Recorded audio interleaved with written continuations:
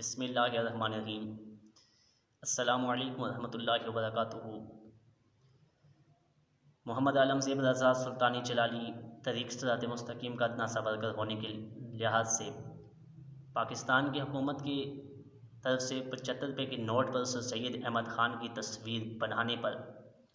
الحمدللہ بندہ فقیر نے کل اپنا ایک مدلل interview public voice TV کو دیا بھی، لیکن اس لحاظ سے میں اپنے چینل سے اپنے ناظرین سے مخاطب بھی ہوں، چونکہ یہ مسلمہ حقیقت ہے کہ پاکستان کے اندر تاریخ دان جتنے بھی ہیں، مورخین جتنے بھی ہیں، کبھی بھی انہوں نے دیانتداری سے کام نہیں کیا۔ سر سید احمد خان جو شخص نظریہ پاکستان کا باغی، ضروریات دین کا منکر تھا، اس کو انہوں نے ہیرو بنا کر پیش کیا ہے۔ سر سید احمد خان 1817 دہلی میں پیدا ہوا، 1898 میں یہ دہلی میں ہی اس نے وفات پائی، اور یہ بھی ایک اس کی لحاظ سے مختلف کتب ہیں، تفسیر القرآن، مقالات سر سید، مکتوبات سر سید، اور اس ہی کے بارے میں جو الطاف حسین حالی نے کتاب لکھی حیات جاوید، اس کے اندر اب اس شخص کو پبلکلی دو قومی جو ہے نظریہ پاکستان، دو قومی نظریہ، اس کا بانی قرار دیا جا رہا ہے، حتیٰ کہ یہ ایک من گھڑت اور ایک مفروضہ ہے، چونکہ الطاف حسین حالی نے 731 صفحہ نمبر پہ لکھا، یہ بندہ ہندو مسلم اتحاد کا داعی تھا اور یہ مسلمانوں کو ہندوؤں کے ساتھ اتحاد کی دعوت دیتا تھا، نصیحت کرتا تھا، جبکہ دو قومی نظریہ یہ ہے کہ ہندو مسلم دو جدا گانا قومیں ہیں، جدا قومیں ہیں، ان کا رہن سہن، تہذیب و تمدن، اٹھنا بیٹھنا، ملنا جلنا، کھانا پینا، دونوں تمام معاملات ہی جدا ہیں۔ اب بتائیے، جب دو قومی نظریے میں ٹاپ پوائنٹ یہ ہے کہ مسلمان اور ہندو دو جدا قومیں ہیں، اور جو شخص اس کی نفی کر رہا ہے ٹاپ پوائنٹ کی، تو وہ شخص نظریہ پاکستان کا حامی نہیں، باغی ہے، اور جو ضروریات دین کے حوالے سے اس پر جانے سے قبل یہ اس حد تک پاکستان کا باغی اور مخالف تھا روز اول سے، جب طریق پاکستان چلی، آزادی کی طریق چلی، اس نے مخالفت کی، انگریزوں کی نغمے گائے۔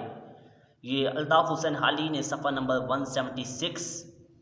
حیات جاوید کے اندر یہ لکھا کہ یہ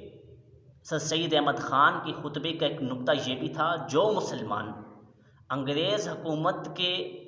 رایا ہیں ان کے ساتھ جہاد نہیں کر سکتے،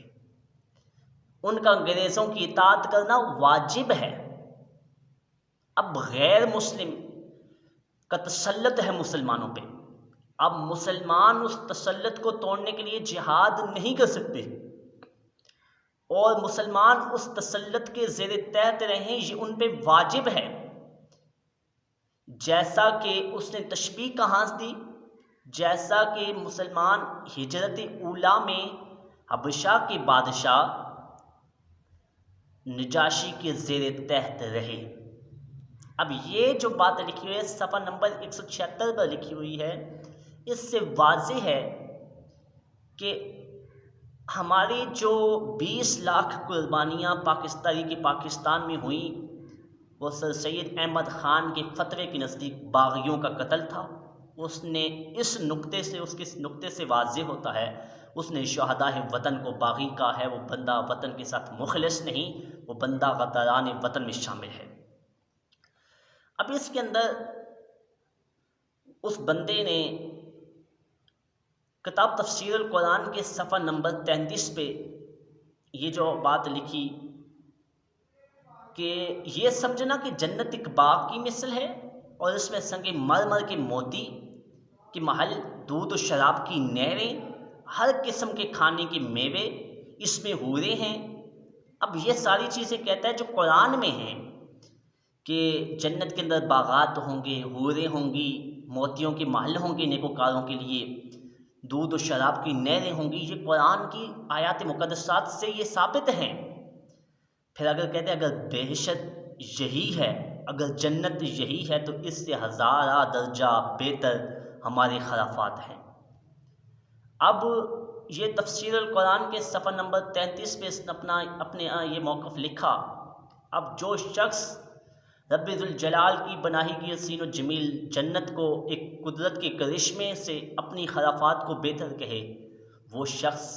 اس کو مسلمان کہنا اور اسلامی ملک کا، اسلامی وطن کا بانی کہنا، دو قومی نظریے کا بانی کہنا، یہ جہالت نہیں، مفروضہ نہیں تو اور کیا ہے؟ پھر اس نے ایک جو وجود فرشتہ ہے، کتاب تفسیر القرآن صفحہ نمبر 42 کہ فرشتہ الگ سے یہ جو مخلوق فرشتوں کی یہ نہیں ہیں، اس نے اس کا انکار کیا۔ ان باریک باتوں پہ غور کرنے سے معلوم ہوتا ہے کہ خدا تعالی اپنے جاہ و جلال اور اپنی قدرت کو فرشتوں سے نسبت کرتا ہے، کہ اللہ تعالیٰ نے اپنی جاہ و جلال و قدرت ان کی نسبت فرشتوں کی طرف کی، تو جن فرشتوں کا ذکر قرآن میں ہے ان کا اصل وجود نہیں ہو سکتا، کہ جن فرشتوں کا ذکر، ملائکہ کا ذکر قرآن میں ہے، ان کا اصل جو وجود نہیں ہے۔ حتیٰ کہ جب ہم ایمان لاتے ہیں، ایمان کے لیے شرط ہے کہ میں ایمان لایا اللہ پہ، اس کی کتابوں پہ، اس کے رسولوں پہ، اس کے فرشتوں پہ۔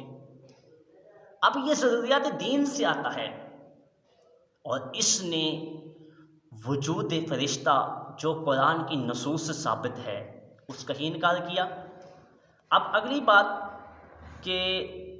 یہ شخص یہاں تک صفحہ نمبر 504 پہ اس نے لکھا کہ اٹھنا، مرنے کے بعد اٹھنا، حشر و نشر، حساب و کتاب، یہ ایک مفروضہ ہے، اس کی کوئی حقیقت نہیں۔ پھر اس نے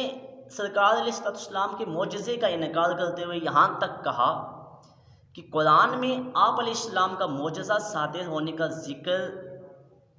نہیں، اور معجزہ دلیل نبوت نہیں۔ پہلے اس نے کہا کہ آپ کا جو معجزہ صادر ہوا اس کا ذکر قرآن میں ہے ہی نہیں۔ پھر آپ نے کہا کہ اگر ذکر ہو بھی تو ذکر دلیل نبوت نہیں، ذکر معجزہ یہ دلیل نبوت نہیں۔ اب یہ دیکھ لیجیے کتنی بڑی خیانت ہے کہ نبوت تو توحید کو منوانے کے لیے انبیاء علیہ السلام معجزے، واضح نشانیاں لے کر آتے رہے۔ اگر اس چیز کا انکار بھی کفر نہیں تو پھر کفر کس چیز کا نام ہے؟ پھر اس نے ایک اور مقام پہ کہا کہ قرآن میں حضرت عیسیٰ علیہ السلام کے زندہ اٹھائے جانے کی نسبت کوئی لفظ موجود نہیں۔ اس نے جناب حضرت عیسیٰ علیہ السلام کا زندہ آسمانوں پہ اٹھایا جانا، اس کا بھی انکار کیا۔ پھر صفحہ نمبر 504 پہ جو پہلے میں بات کر چکا، اس نے کہا کہ مرنے کے بعد اٹھائے جانے جیسے حشر و نشر، حساب و کتاب، میدان، صراط، جنت، دوزخ سب مجاز میں معمول ہے، ان کی کوئی حقیقی بنیاد ہی نہیں، نہ کہ حقیقت پہ۔ اب یہ باتیں سننے کے بعد میرے پاکستانی بھائی، میرے مسلمان بھائی برادران اسلام یہ فیصلہ کریں یہ بندہ دو قومی نظریے کا بانی تھا کہ باغی تھا، یہ بندہ مسلمان تھا کہ دائرہ اسلام سے خارج تھا۔ وما علیہ الا البلاغ المبین۔